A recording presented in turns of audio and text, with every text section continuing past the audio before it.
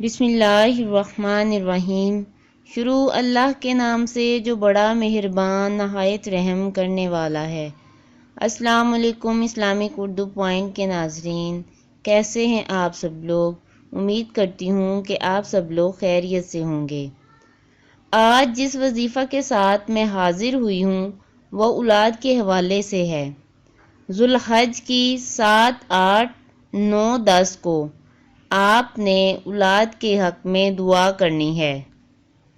یہ دن اس لیے بھی خاص ہیں کہ حضرت ابراہیم علیہ السلام نے اپنی اولاد کے لیے ان دنوں میں دعا کی اور اللہ تعالیٰ نے وہ دعا قبول فرمائی، اور یہ نبی کی سنت ہے۔ آپ نے ان دعاؤں کو اور وظائف کو ضرور کرنا ہے۔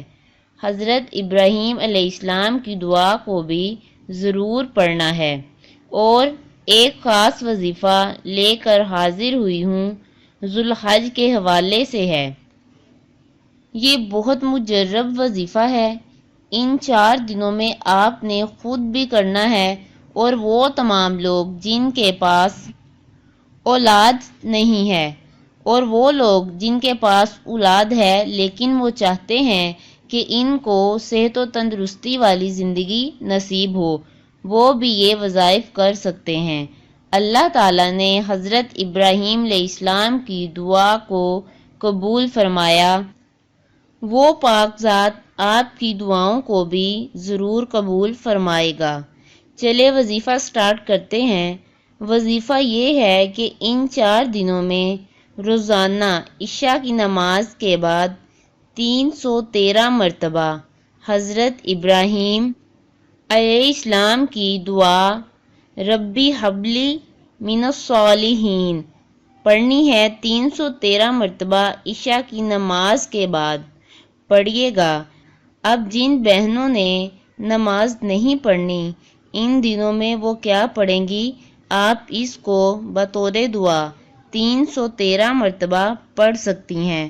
اول آخر 33 مرتبہ درود ابراہیمی پڑھنا ہے اور اپنے رب سے اپنے لیے دعا کرنی ہے۔ اس کے ساتھ ساتھ جو خاص وظیفہ ہے ان دنوں کا، وہ سورۃ کوثر کے متعلق ہے۔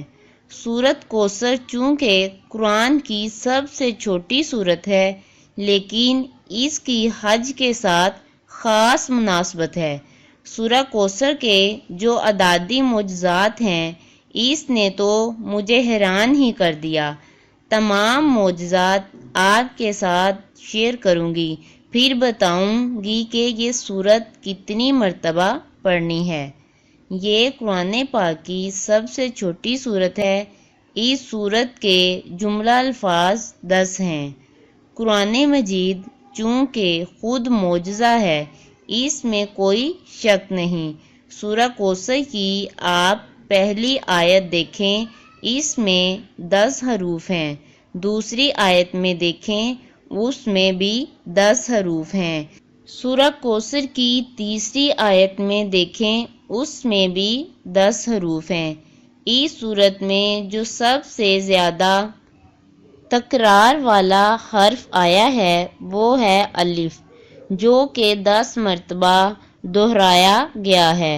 وہ حرف جو سورت میں ایک دفعہ آئے ہیں وہ بھی 10 ہیں۔ اس سورت کی تمام آیات کا اختتام ر پر ہوتا ہے، جو کہ حروف ہجا میں 10 نمبر پر شمار ہوتا ہے۔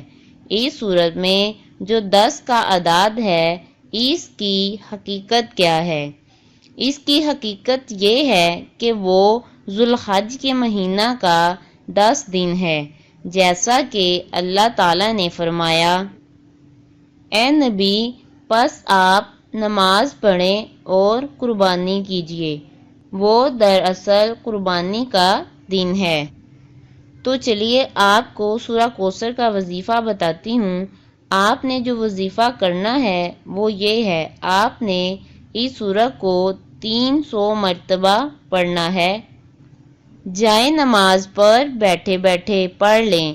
آپ نے عشاء کی نماز کے بعد 313 مرتبہ حضرت ابراہیم علیہ السلام کی دعا پڑھنی ہے اور 300 مرتبہ اس سورہ کو پڑھنا ہے اور اولاد کے لیے دعا کرنی ہے۔